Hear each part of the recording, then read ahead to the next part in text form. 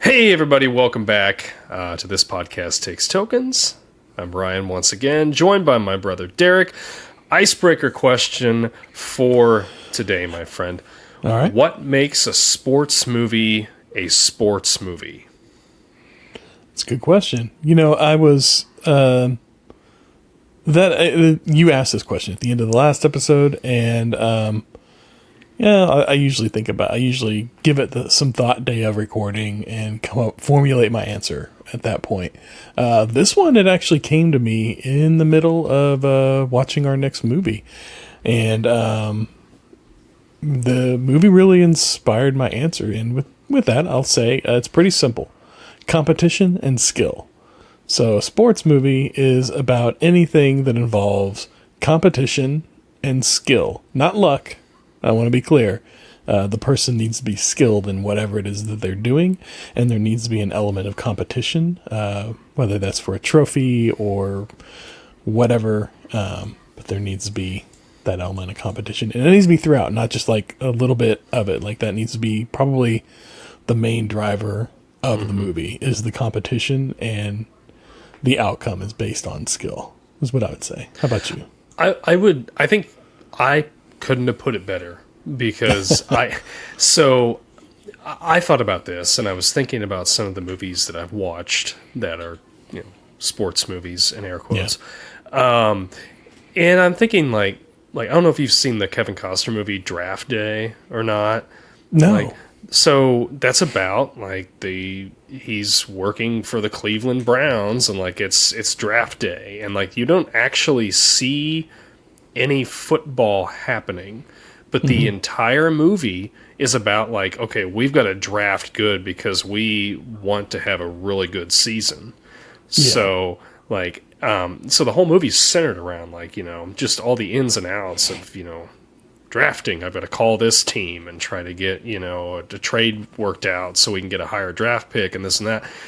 And I think that kind of falls in line with what you're saying. Even though the sport of football technically isn't being played in the movie, you've got your goal, your trophy, right? You're looking for, a really good draft pick so that we have a chance to make it to the playoffs this year, or whatever.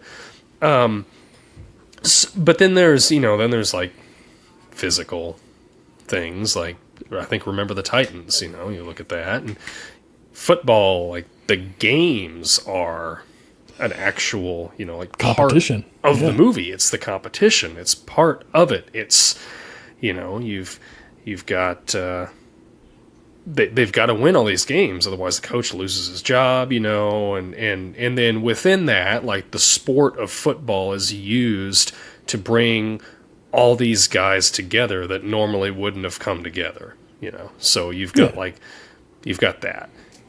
And then I think of something like The Sandlot. And I really don't consider The Sandlot a sports movie. It's got baseball in it, for sure. Skill. But we don't really see much of the game in there, right? You see them playing, but an actual competition game, they've got the one with that other team, and it's just kind of really quick, Yeah. And I kind of feel it's more the sports is the backdrop, and the story is about, growing up and boyhood and friendship and all that. But see, I would argue the other way. I would argue that it's both a story about growing up in adolescence and a sports movie, a vehicle for both. And you have the competition in there. It's the present day competition that they're telling the story that the announcer is imagining back to himself the story of their childhood. Or was he announcing that was he telling that story during the game? I can't remember exactly. If that was an internal or external. It was an internal thing, and then the game starts at the end of the movie where he's announcing or whatever. But they're building skills. They're exhibiting skills. That's clearly in there. Mm-hmm. And the competition, I feel like, is there. I feel like the competition is the result of the skills and the lessons that they learned throughout the movie. Is it a direct? No, but they aren't all directly sports movies. Mm-hmm. I'd say it qualifies. I think it can be it can be multi things. It can be many things, not just a sports movie. A sports movie doesn't have to be just about the sport. Right. And that's true, I guess. And, I said that, like it was an example I was thinking of, and I knew that it was going to probably be something that you would contradict me, or not contradict me, you would argue with me on, which is fine. Yeah. But yeah, yes, that's what makes the sports, what you said, yes, competition and a goal, a trophy of some sort, and, sports, being the, however you said it, I don't know, that was 5 minutes ago. I know what you said, but I can't say it verbatim. Competition and skill. Yes, there we go. Competition and skill. Yes. All right. What do you think makes a sports movie a sports movie? Let us know in the comments. We'd love to read it. And we're going to get the show started in just a second. We're going to be right back after our, what'd you say, beautiful bean footage, I think. That's right, our intro. Last episode, yeah. All right. We'll see you in a second.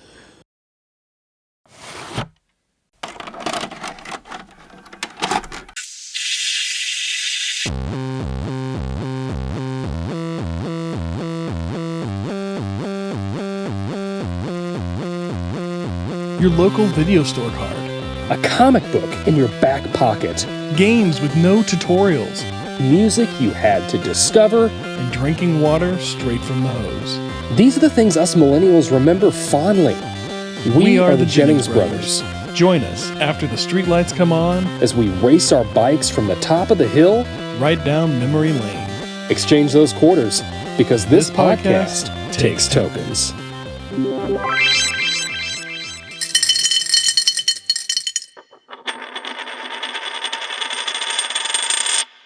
Token on, token off. Token on, token off. Don't forget to listen. Very important. Token on, token off. Token on, token off. And with that, we are talking about the 1984 sports movie, I guess. Classic with Ralph Macchio. Karate Kid. Yeah. 1984. June 22nd, 1984. Ralph Macchio, Pat Morita. I think that's maybe how you said his name. Mr. Miyagi. Elisabeth Shue, pre-Back to the Future. Yeah. Elisabeth Shue. And William Zabka playing Johnny, Daniel's, I guess, nemesis, at least for this movie. Budget of $8 million. Want to take a guess of how much it grossed worldwide? Oh, this had to have been high. This was really popular. It had, wax on, wax off was just in the lexicon for decades. Still is. I would venture to guess. Worldwide gross, total, or opening weekend? I'm assuming this is total, yes. Pre like video sales, and all that. Yeah. Box office. Mm-hmm. I'm gonna go big. I'm gonna say 100 mil. Ooh, close. 91 million, just north of $91 million. So right. on an $8 million budget, that's pretty dang good. That's pretty. That right there gives you your 2 sequels or 3 sequels and 3 sequels. A 4th sequel franchise with Will Smith's son, and then the series and another sequel coming out here pretty soon.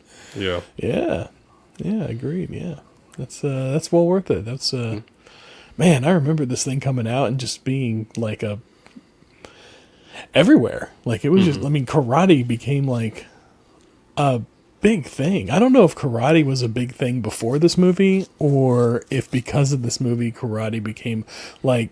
I feel like in the 80s, this movie came out in 84, I was 3.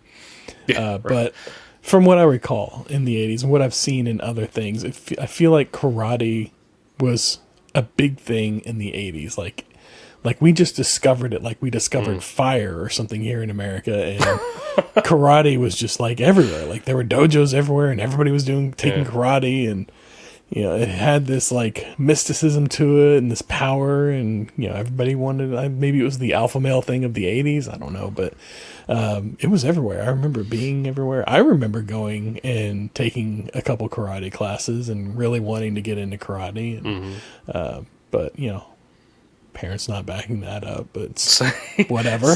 Yeah. I mean, I remember wanting to do it too. I mean, and this was, well into the early 90s, being like, oh my gosh, I just want to be, I want to be doing some karate and kicking some butt, which Mr. Miyagi would not approve of. No. Watching this movie. Defense only. Defense only. Yes. But I think you're right. Like, I mean, even within the storyline of this movie, like, Daniel has taken a few karate lessons at the YMCA back in Jersey, before they... He's got the book. Again, what is this with these, like we were talking about with Die Hard, like with these people that are moving from, like, the East Coast over to LA in the 80s? Like, what is this, And again, it's like this, this 80s view of Los Angeles in particular, but California is just like this land of an endless summer, Yeah. And it's, I don't know, it's such a thing in all these 80s movies, I feel. I like how whenever they go to leave New Jersey, was it New Jersey they came out of, right? Yeah, I think it was Jersey. Yeah. The whole neighborhood comes out and just waves the car up. It's like that thing. What was the other movie we saw that in where they're all like Vacation? When they're leaving on vacation. Yeah. Everybody in the neighborhood comes out. They're like, bye. Like, never have I had that happen in real life, but I'm going to help you push this station wagon a little bit. Like, that was the other thing. She kept having to push start the car all the way across the country. Can you imagine? I know. Like, every time you stop, it's like, this may or may not start up again. Yeah. I'm like, why are you stopping? Like, whenever it broke down, when Daniel's picking her up for the date, and it broke down in front of the house, I'm like, why'd you stop the car? It breaks down all the time. Yeah. Just leave the engine running for an extra 5 minutes. It's fine. Yeah. But I don't know. Were we still in the gas shortage in the 84? I thought that was like a 70s thing. I think that was the 70s thing. Yeah. I don't know. I don't know. And it struck me as interesting that they could fit their entire personal belongings in this station wagon. Like, they have no furniture, right. I guess. And you don't see it like piled up in the back or anything when they're driving down the road. Like, you don't see any boxes in there at all. No. You've got his bike they had movers on the top, and that's it. I think they had movers deliver a big chunk of it beforehand. Had to. Like, she got that new job that relocated her. They probably paid for it. And had their things moved over. Because I can't imagine that they moved all the way across country, and he's got everything that he owns packed up in that little suitcase and his bike, and that's it. That's all he owns. But, I mean, hey, that's... I could have probably gotten away with that at that age, Yeah, packed up most of anything important, at least, in the suitcase. I need a couple changes of clothes and my Game Boy and my bicycle on the roof, and that's all I really need, So. Bicycle, man, that's a big '80s staple right there. Man, he has a nice looking bike. I don't know. I mean, nobody bikes anymore. Yeah, there's definitely there's a decline in biking for sure. It really especially around here, and this isn't a slight towards anybody, but typically the people that ride their bicycles around the area where I live are very impoverished.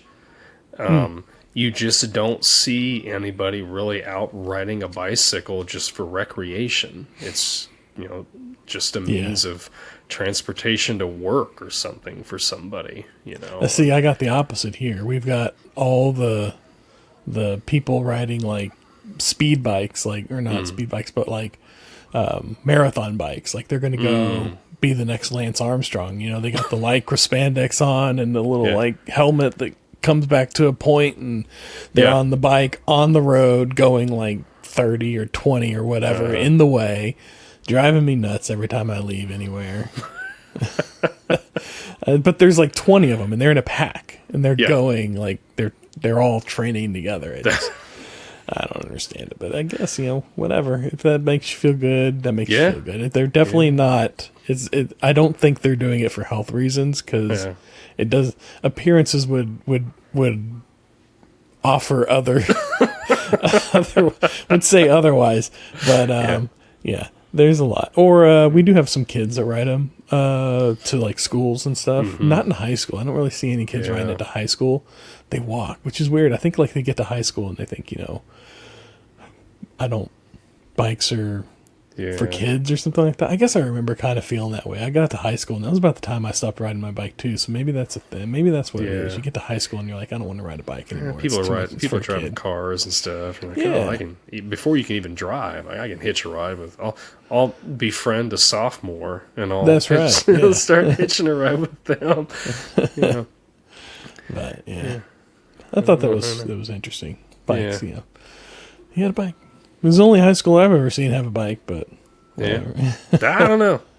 Yeah, that wasn't motorized or a dirt bike like Johnny had. Right. And those were another thing. The 80s dirt bikes. You saw dirt bikes in the 80s. Yeah, all these 80s films. Yeah.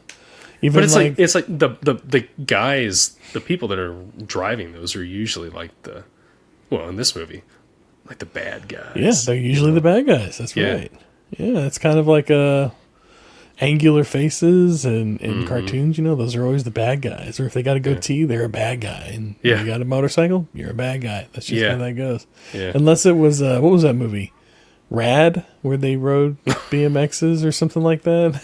I have no idea. Yeah. It kind of started to change, I think, in the early 90s. It was like, then it turned to the guys that are like these, like, you remember the movie or the TV show? What was it? It was the Renegade. Oh yeah. He rode his Harley, and he had the leather jacket on, and he was. I think he had a Triumph.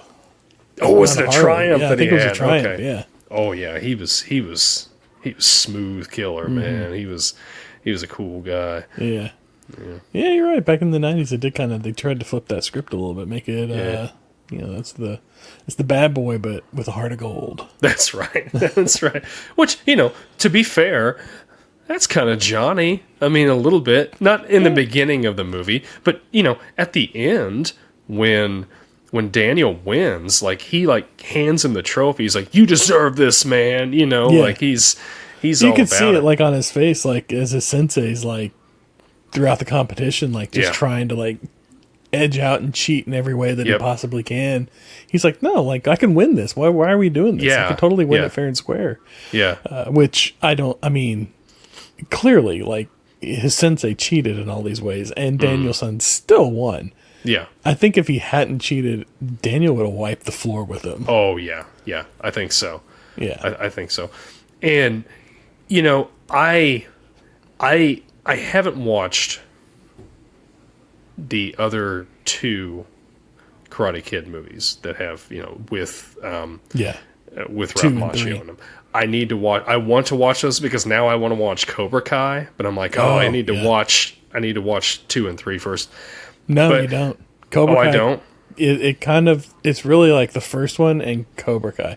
Although I guess like some of the characters from the second and third one do come out. Okay. But I mean, like, I've seen the second one a couple of times back when it first came out. And then I read the synopsis for the third one in researching for this movie. I don't know that I've seen the third one. I thought I had, but I don't think maybe I did. I think I saw it like once if I did. And it was like on cable. And I caught like part of it. But I'm with you. I want to go back and watch them because now I'm like, what's going on there? But I mean, to watch Cobra Kai, I don't think you would need to. Okay. You could definitely like, because they flash back to things. I see. Throughout the series to kind of fill in the gaps. But the first like season or two, and the first season or two kind of focuses on the events of the first movie. And then it isn't until like the third season that they start bringing in like other characters from the sequel movies. Okay. I'm still waiting on them to bring Hilary Swank in for one of them. Yeah. But yeah, I'm just envisioning like this because of almost universally all the kids from Cobra Kai, except for that one jerk that was like, you better get a body bag. Oh, yeah. The rest of them were all like, oh man, we're not treating Daniel right. I can just see just a complete mass exodus of like all these kids just like being done with Cobra Kai, you know, or whatever after that. But I think that is like the plot of the second one is okay. That Cobra Kai falls apart and John Kreese tries to bring it back together to go up against Daniel again. Kind of like a Rocky 2 situation. Like, they just kind of rehashing the first one, but a little like, and really, I gotta say, this movie feels like Rocky, but with karate. Sure. Yeah. Like, it's got kind of the same beats, an underdog story and all that. But yeah, it just feels like Rocky, but with karate and kids instead of, middle-aged man who didn't make it as a bouncer or enforcer or whatever. But are they kids? I mean, they're kids in our they're now. supposed to be kids. Yeah. Like now I look at it and I'm like, okay, like, as a 37-year-old man, like I see kids in high school, I'm like, oh yeah, these are kids. But like back then, like what are you going to call it? The karate teen, or something like that doesn't quite. Which they were in their 20s whenever they're making this. Were they? Okay. Yeah, like I think I looked at it and Ralph Macchio was like 20, because I was like, Ralph Macchio's probably, that's in my notes. Ralph Macchio is the only one that looks like a high school student. He does. He does. The rest of them look like college or just out of college. And really, Ralph Macchio was a year older than Elisabeth Shue, which I was like, what? Okay. Yeah. I mean, he looked 22, 23, something like that. He looked young in the movie. Yeah. Certainly did. One thing I wanted to touch on was, and we kind of talked about it a little bit in the beginning when we were talking about like him and his mom and like their, pushing the station wagon and all this. But I love their relationship. Like you don't really have much backstory to it, but like one of my favorite lines is like, he's just been like, he got beat up the night before and he comes in the dining room or whatever and he's got those sunglasses on. And she's like, what's going on with you? Are you getting all Hollywood on me or whatever? And no, and she keeps pressing him and she's like, are you on something?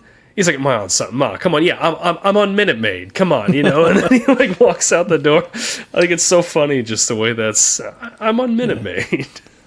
And then she just kind of like flips it a little bit, and she's like, seriously, take him off. Yeah. But like, she was definitely, that mom was just the eternal. I don't know. Yeah, you're right. I don't know what their backstory is, but man, she could put on the optimism. She was such an optimist throughout everything. Like their car breaks down. Well, it's okay. We're just going to push start and we're going to keep right on going. Like she just keeps right on rolling. She rolls with punches for sure. Yeah. I don't know what his backstory is with his mom and his dad. Like I don't remember if they mentioned it. This one it doesn't say. I don't know if it does in the sequels or not, but I would imagine they get into it in the sequels. I'll have to pay attention for that. I was curious because, like, I'm like, did his dad die? Did he leave? Like, what's going on there? Yeah, because I mean, they never mention not that I can his remember dad in the first one, which you would think like, back when your dad died, or whatever. Like you think they would say something about that, but. Maybe it happened so early on that, like, they've just been together, just the two of them. Yeah. Which I like whenever they're coming in. This is a little tangent aside of it, but while we're on them settling into the apartment, and they're walking up, and there's that old lady down there with the dog, and she's like, you from Jersey? And he's like, yeah, how'd you know? And she's like, I can smell my own kind or something like that. And then like he goes upstairs and he talks to his mom a few minutes later. And he's like, did you talk to the lady outside? She's like, yeah. Did you tell her we're from Jersey? She's like, yeah. And he's like, okay. Yeah. Like she was just kind of pulling his leg. Yes. I like that. It was subtle. Yep. I really like that. So he meets that guy, like, he meets that kid that's helping him. What's he help him with? He helps him like find his apartment or whatever. Yeah. Like when they first show. First friend he makes, Yeah, and then like he just completely abandons him at the beach. Like, what kind of a friend is this? He abandons him because Johnny and his posse pull up, and then because Daniel gets the crap beat out of him. They're He's like, not cool. What a loser this guy is. Like, how can you be friends with this guy? And you just never see the dude again. I'm like, man, like, this is a harsh environment that he's growing up in. That's kids, man. But he was from Jersey. He should have had his back the whole time. I thought that's yeah. They're from Jersey. Yeah. Each other's back, right? Yeah. I don't know. But yeah, like that whole scene, like that was a great scene. He's got chemistry with Elisabeth Shue. They're hitting it off and everything, and then Johnny comes over, which I'm watching it this time. And they're kind of playing around and everything, and then Johnny starts down the hill towards them, and it cuts to Elisabeth Shue and Ralph Macchio, and she's he's showing her how to juggle the soccer ball and everything like that, and she goes like, oh, let me see that for a second, and like you can see the expression on her face has changed, like she looks visibly upset, and she just drop kicks the soccer ball, and he's like, oh no, I'll go get it, and I'm like, why is she like, what happened where she's like so upset now? Yeah. And so I backed up and I watched it again, and I realized there's like, it's really quick, but as soon as they cut back to Daniel and her sitting there doing the soccer ball thing, you can see that she glances up and clocks Johnny coming down the hill and wants to get Daniel out of there because she knows Johnny's going to come down and cause some crap.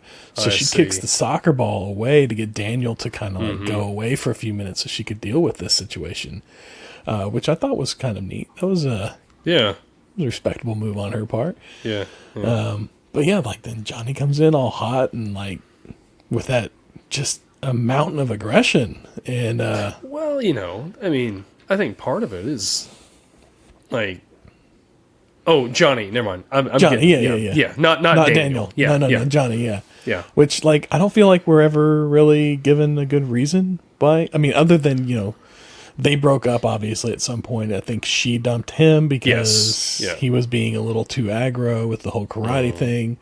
And but he never took the hint that it was over. Yeah. But it had been weeks or months or something like that, or however long it had been. It had been a while, long enough.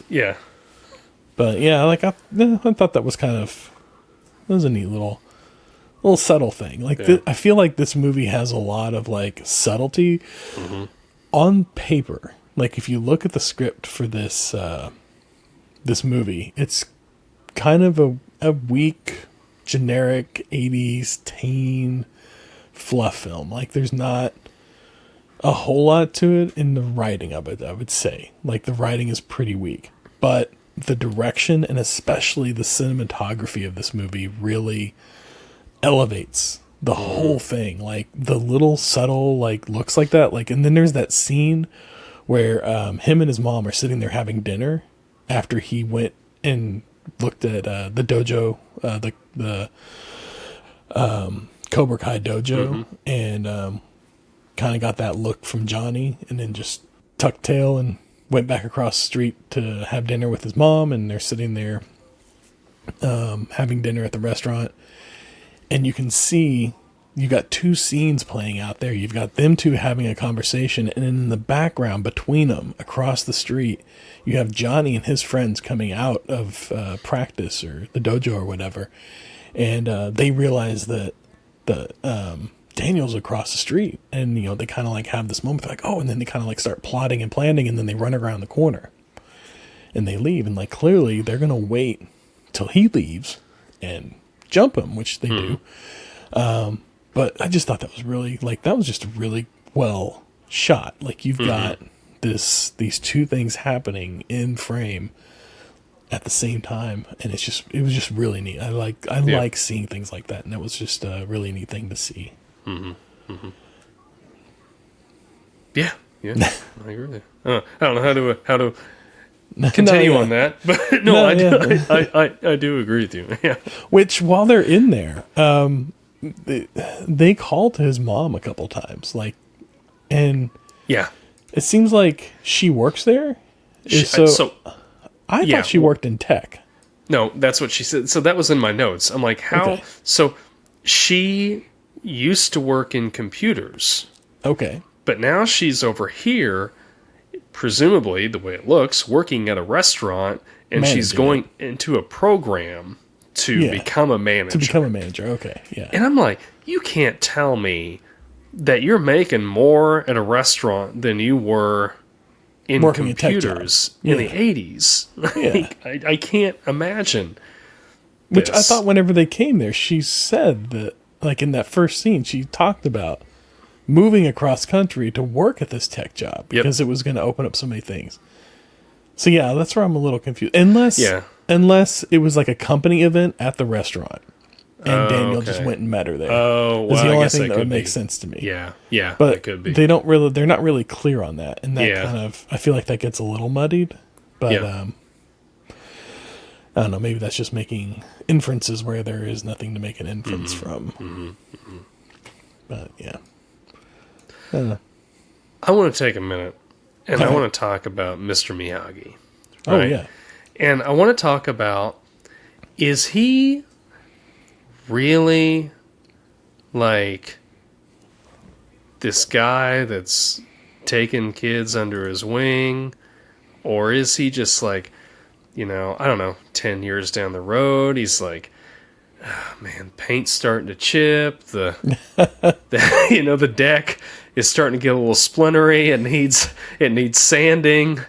I'm going to try to find some kid that's getting beat up on, and I can teach you karate, I need to get a few things done around the house. That kind of ties into one of my questions. Would all these methods work as an actual training regimen? Like, could you train somebody in karate by having them do all this work on your house? I mean, you're teaching the motions, right? Up I suppose, and down, left and right. But you're not teaching them with any, you're not doing this with a thought in mind of, I need to keep my eye on somebody's foot as it's coming towards me. You're just... there's a disconnect there. Yeah, exactly. Yeah. Now, I will say, I really do like Mr. Miyagi. And I really thought it was a very cool scene when he finally puts all that together for Daniel, and he's like trying to attack him, and there's just like a real quick, like, whoa, Daniel's like, what have I just learned? Yeah. But you're right. Like, that was like the moment in The Matrix where he's like, oh, I know Kung Fu now. It was the reverse of that. Like, it was, or, the origin of that or whatever. Yeah. But yeah, that was, I'm with you. Like, the training, I don't feel like would mesh up, but the spirit of it, I suppose, like Miyagi is like, he talks about how his family developed karate back in Japan, in Okinawa. Like, it's been passed down from generation to generation and all this other stuff. So I could see how in a movie mysticism manner, he's that guy. Yeah. But man, I want to see a Miyagi origin story, because there is a sad story there. Like, the whole thing with his wife and losing their kid, and then his wife in one.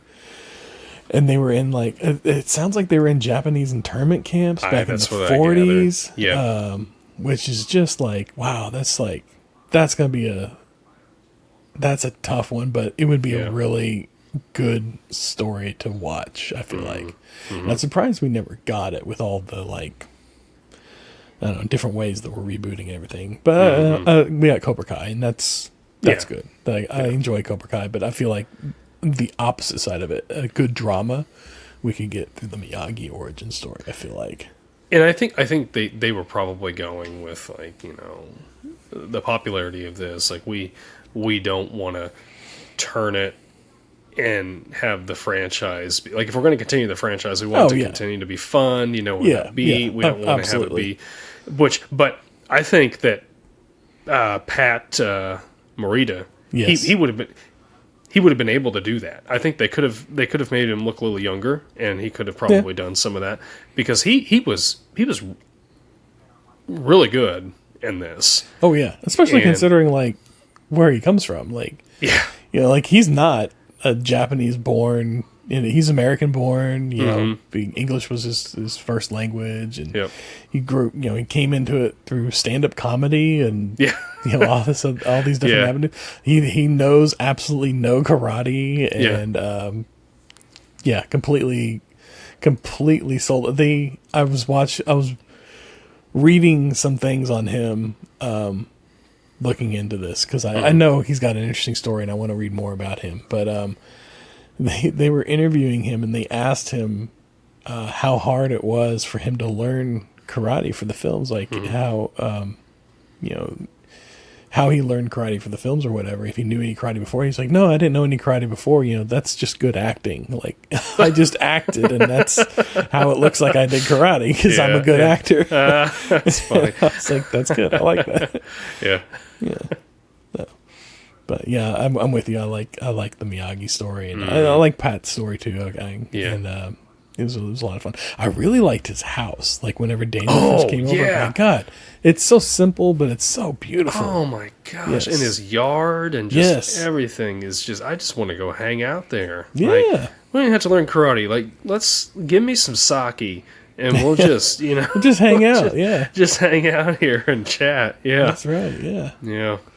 Go through the good times. Yes. And where do you get all these cars from? Too. I think it seems like he was I think after the Japanese internment camps, he was in the military, but I don't know if it had to have been American military. Maybe it was Japanese military. I don't know, but I imagine, like, after he got out of the military, he bought cars, because back then they weren't terribly expensive, but like, they were still. Yeah. But like, that's what people did. They would buy cars and they would hang on to them forever because they ran forever. Yeah. And so I feel like he had a love of cars, and he probably started collecting cars. I like whenever Daniel asks him, "Hey, where'd you get all these cars?" And he goes, "Detroit." Yeah. He always had like a good, like, little, like, snappy, like, good wit about him. I really love that. Yeah. So, to veer back to Elisabeth Shue's character, do you think she was a better fit with Daniel or with Marty?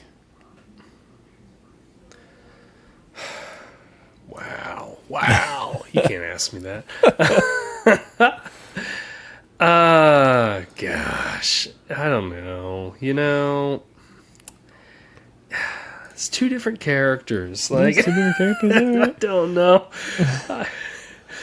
What do you think? Maybe I gotta come at it from a different angle. Yeah. Like, I don't know. Was she a better? What was her name in this? Allie? Was she a better Allie, or was she a better Jennifer? Yeah, Allie with an I. I'm Daniel with an L. Yeah. I'm gonna say I think she was a better Allie. I'm gonna say it. I would agree.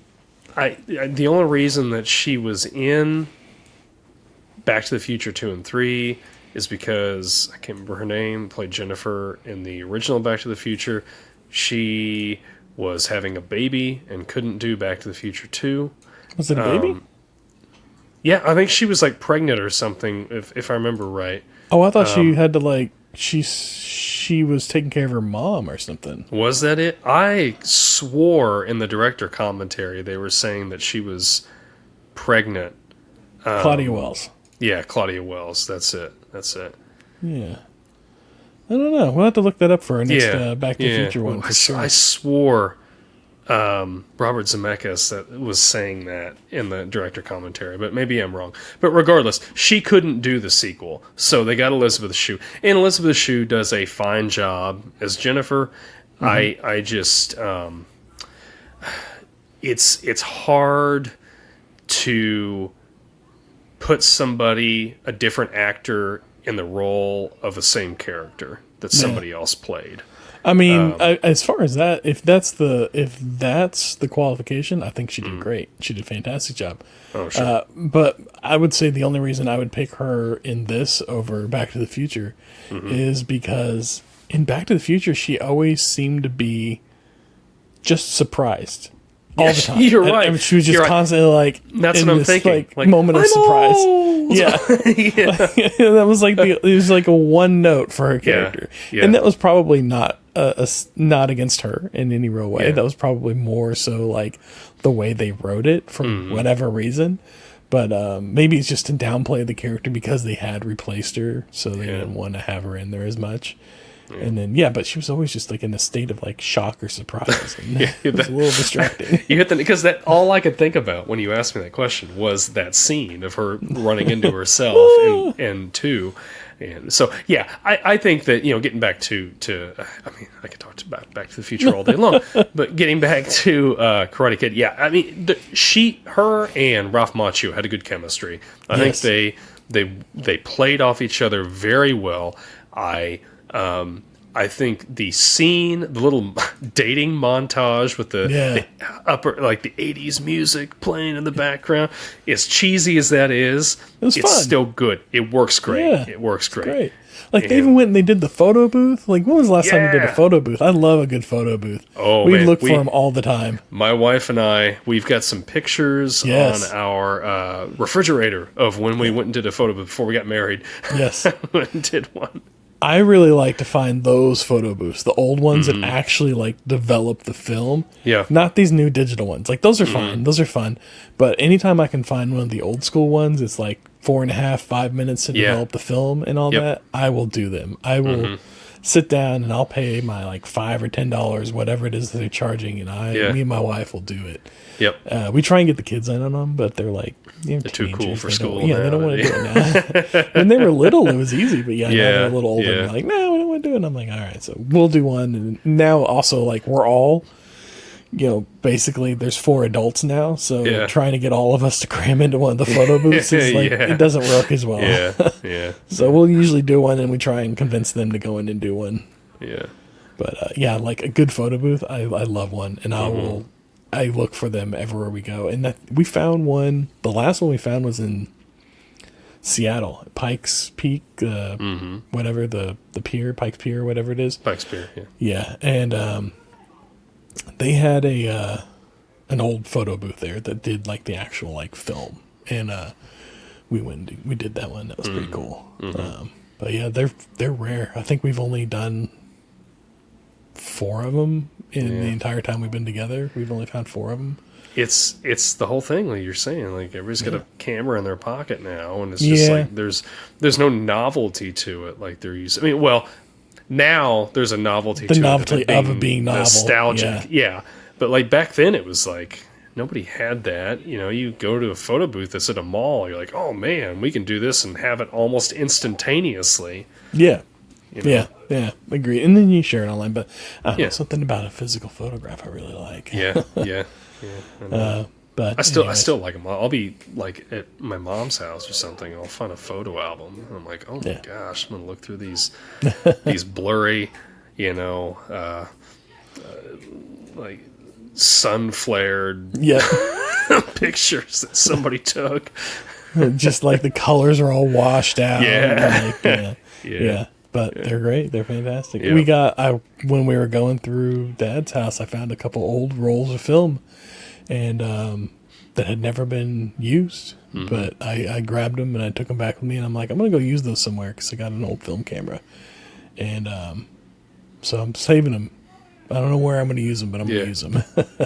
I mean, I doubt they'll work because I think they're a good 10 years old, and they were just in a drawer, so I'm pretty sure they're not going to work, so I'm not saving them for anything precious. And all that stuff. But like I think I might just take them out and just like shoot like some nature stuff and see what comes of it. Because worst case, nothing, and best case, some cool little photos. That only I can enjoy because I'm not going to put them online. That's fine. But like this whole thing, like. He trains Daniel in 6 weeks to become a champion with these methods that we started talking about. 6 weeks. That's crazy. Yeah. I don't know that you could become prolific. I mean, I guess he was doing it from like sun up to sundown just about every day. Except for, school, whenever he's in school. But I don't know. 6 weeks. I don't know if I don't know. As a kid, I suppose, like you got all the time in the world, and you're kind of a sponge, there to soak up everything. But yeah, I don't know. And then bonsai trees. Like I'm just jumping all over the place. I was going to ask you about that. No, I was. It's on mine. Have you ever cared for a bonsai tree? I have had several bonsai trees in my life. None of them have lasted very long because they are so temperamental. Same. I just cannot keep them alive, but I love them. I love them. I want one so bad, but I just cannot keep it alive. Yeah. And it's just they're very temperamental. Like you got to keep them just right with the moisture. And at the same time, they need lots of sun, but not too much sun. Like it's just this weird little balance. I just can't. That's my goal in life, is to have a bonsai tree and keep it alive for long enough for it to be a victory in my mind. Whatever. 2 weeks. 2 weeks. It'll be good. Yeah, I remember. So we used to have this guy that would come to town here, and he would set up in this old gas station parking lot, and cinder blocks and boards and just pile on. So those bonsai trees. And we'd go there, and every time he would do that, I would buy one, and it would die $20 every time. Now, my friend Dave, he bought one that was like an $80 one. It was massive, and he kept that alive for a long time, if I remember right. Now, it was a lot smaller by the time, like, I think it finally withered and died. But like he kept it going for quite a while. But it came with like a ceramic base, and all this stuff. And see, I think it's a trick. I think it's like a sales thing. I think they put them purposely in small pots so that they don't survive, because they need roots need a good amount of space, and they're really shallow.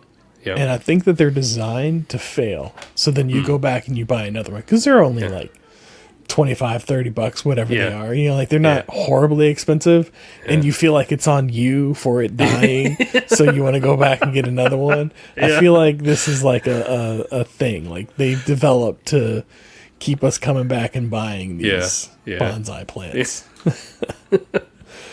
We had somebody in our old neighborhood.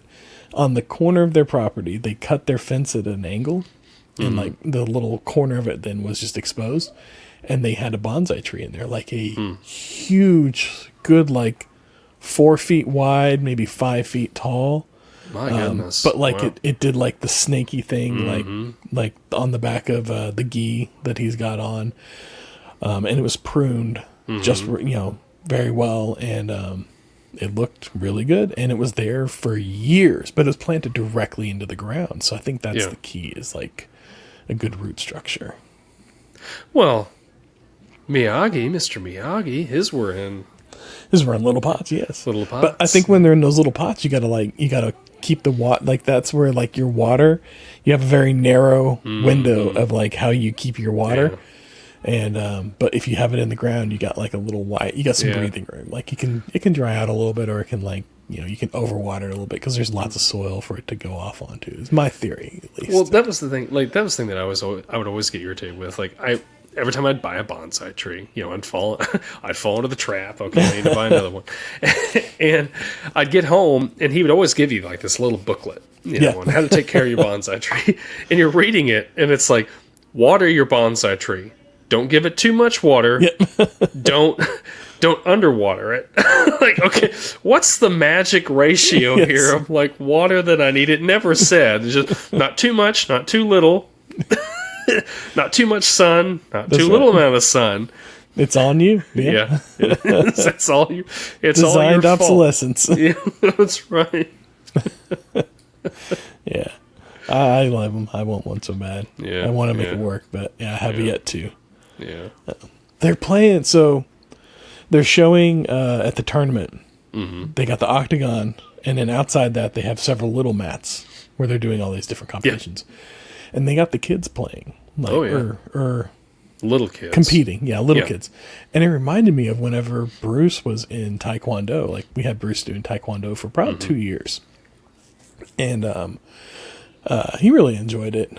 But they played this game, and I saw them playing it they were it was more, they were treating it as a competition for the younger kids at the championship, and where they would have a flag hanging out of their belt, and you had to grab the flag from them. And so you would use like defensive and evasive maneuvers to avoid your flag being captured, but at the same time you're trying to strike or grab the other person's flag. So it's just kind of a capture the flag between two people. You're both wearing it on your belt, and you're just kind of going round and round. Well, they show it in here, and it's exactly what I imagine it's supposed to be like. You know, two people sparring off, facing one another, and kind of like squaring up to one another, and eventually one of them grabs the flag.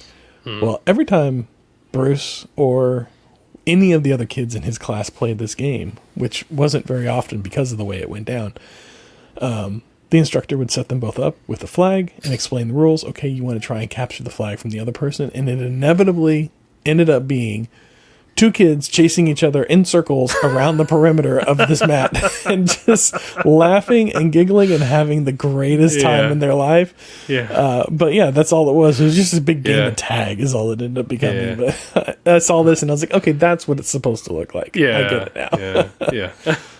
But yeah, so I thought it was fun. Yeah. It was fun to see, like, rewatching this. I forgot how much other stuff is going on. Yeah. At that competition, and it just makes it, gives it more life. There's more going on there than just the one competition that that Daniel's involved in. And although I liked how Mr. Miyagi snuck that black belt out of the bag. He just like grabs Allie real quick by the hand. He's like, no, just wait. Hey, let me see that again. He just like sneaks the little one. That's great. This very sneaky guy, Miyagi. Yes, definitely. But man, such a great character. I really wish we could have gotten more Miyagi. But that's what second and third movies are. I guess I suppose I'll go back and watch them just for Miyagi. If anything else, to get some more understanding there. I loved the shower costume that he made for Daniel. Yes, that was great. It was very clever. Oh my gosh, very clever. But I don't know how Daniel was going to see out of that where he was when he was walking. But there's a lot of times where he's walking and it's completely closed. By faith, I suppose. You're so big, you're assuming people are going to be moving out of your way, anyways. But that was a pretty neat little costume for sure. It did not make for a quick exit, though. No, he definitely did not plan that through. It did not. No, he got the snot beat out of him after that. He did. Yeah. He was not. That was not well thought out. But who is like nowadays? Mr. Miyagi be in jail for like jumping that fence and beating those kids up. Yeah. Well, I imagine there'd be a lot of folks in jail at the end of this movie if it was more recent. Yes. I think the lot of them might have ended up in jail for one reason or another. Yeah. But I don't. So I'm going to jump back again. Mm-hmm. I don't fully understand, and this happens a lot in movies. There's always a miscommunication, and it kind of bugs me in movies whenever there is an issue that goes where they're not talking about it. And it's like, really, this whole thing could be solved with just a few simple words. Mm-hmm. And for me, it's whenever Daniel goes to meet Allie at the country club. And he's walking in through the back because he can't get in through the front for whatever reason. And he sees her through the door. And he happens to look at the very moment that Johnny decides... Or Johnny sees him, rather. Mm-hmm. And he's dancing with Allie. And he thinks, he's going to be a little cute. And he's going to plant one on Allie in front of Daniel and make him jealous or whatever or make him think that they got back together. I don't know whatever his motivation was. So Daniel sees this and immediately gets upset, turns around and walks out. But she very clearly was not into it and immediately pushed him back. Yeah. And was like, what are you doing? And I can't imagine he saw the kiss but did not recognize her dismay to it. Yeah. And then she sees Daniel fall, or she hears Daniel fall, rather. Mm-hmm. Everybody does. And they turn back and the door swings open and he's covered in pasta sauce and everything. and embarrassed, and he gets up and he runs out the back. And so all she the clearly prudes knows are, like, that laughing at him. Yeah, Like, and what yeah, is everybody's this? laughing. Yeah. What is this? Is the '80s? What is going on here? And so she clearly sees that he had just witnessed what happened. But it cuts back to like Daniel goes and talks to her later, and he's like, "Hey, trying to chat her up, why aren't you talking to me or whatever, and she's kind of she's giving him the cold shoulder, and she's like, why I'm not talking to you, like I'm upset with you or whatever. But I'm like, you clearly know what Johnny was trying to do and that it succeeded with Daniel, like upsetting him. All you have to do is just say, hey, Johnny did that just to make you upset. And then Daniel, who is clearly still trying to talk with you, would have been like, oh, okay, yeah, I get it. Yeah. And if Daniel would have just been like, I saw him kiss you. What's that about? She could have then responded with that. So it's just like a little conversation would have made that whole thing not be an issue. And it feels like it's just drama for the sake of being drama. And it could have gone without. Yes, but again, these are supposed to be teenagers. That's true. They're hyper emotional. Yeah, I guess. so they're really going to be like, okay, let's talk this out. That's true. There's going to be some high drama there. That's true. That's true. I forget that we're dealing with teenagers. Yeah. Hindsight, I suppose. Age will do that to you. Yeah. Now the thing that caught me a little bit, rubbed me a little bit the wrong way. All right. Was it's on Daniel's birthday. And he's over at Mr. Miyagi's, and he's giving him his gi, and he's got the patch on the back of it, and there's a really touching moment there where he's like, if you ever want this patch back, like, I'll understand. He says, I know you'll understand. That's why I'm giving it to you. And then he says, oh, no, sorry, Mr. Miyagi, I gotta go. I'm supposed to meet my mom. Yeah. And he's like, okay, hang on a second. I've got one more gift for you. He gives him the car, right? You pick your car. Daniel just forgets his mother. He goes and picks up Allie. That's true. That's true. His mom's just hanging out in the wind. That's right. Man. Oh, speaking of the cars, which one would you have picked? Do you remember them? I seem to think there was an old truck there. Yeah. I probably would have got that. Yeah, okay. That's what I was thinking, too. I was thinking either the truck or the Woody that was there would have been the ones I would have gotten. Yeah. And he picked that yellow one. I don't know if that's the one I would have picked. But I guess it's convertible. It's California. You want the convertible. Hey, it's the 80s. Yeah, that's another line. It's like, I can really drive it. It's the 80s. That's true. Yeah, I don't know. I think that's right. Like, it was the first car that he cleaned. True. And then it's a convertible, and I think he was more thinking like, how can I impress Allie? Like, is she gonna be more impressed with this convertible, or is she gonna be more impressed, like, probably not with the truck? Yeah, that's true. That's true. Yeah, because like he came to her and he was like, "Hey, check out what I got now." Like, that's true. That was the first thing he wanted to do is show it off to her. Yeah. Yeah, it wasn't his mom he wanted to show it off to. Just wanted to leave her behind. Sorry, his mom, like the one person would have just been like, oh my goodness, Daniel, this is incredible. No. I don't know. That's a teenage boy for you. That's He's true. Not thinking about his mom, He's thinking about trying to impress some chicks. Well, I think I am about tapped out on everything I had to say. We kind of hit the... hit about the hour point.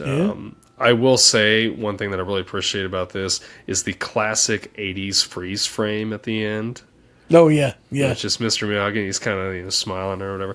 Although I wanted just a little bit more of a wrap up with that. It was get it in the second one. Oh, you do? Okay. It picks up right after that freeze frame. Okay. Perfect. So Perfect. You'll get it in the second one. Okay. I'll have to go back and have to watch it. Yeah, I know. I'm with you. And now I'm like, I gotta watch the second one. I gotta watch these movies we got coming up later. I don't know. I know. Like, I've been trying to, like, when we're going to bed at night, once in a while, Mindy and I, we're slowly still working through that 70s show. Because when we did the episode a couple months ago, I'm like, I gotta finish watching this series. Yes.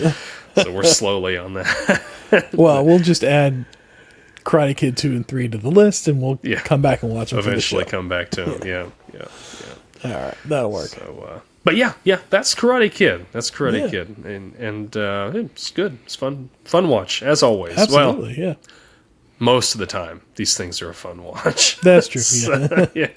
This one was about where I'd expect it. Yeah. Like, I don't think it was necessarily... I don't think I was as stoked to watch it or enjoyed watching it as much as I did whenever I was younger. Mm-hmm.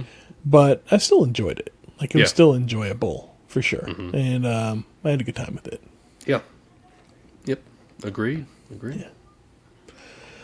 All right. Don't have any comments. So no comments. Right. Leave us some comments on any of our videos. If you it's been the holidays. People are busy. Yeah, it has been the holidays, but yeah. We like to read them. We like to hear what you got to say. That's right. Yeah. Well, let me leave you with a cold open question or an icebreaker question for the next episode. And so my icebreaker for the next episode is going to be, what makes a good sequel? And we'll answer that at the beginning of the next episode. Okay. So until then, be kind, rewind, and Bonsai! I'll leave it with it.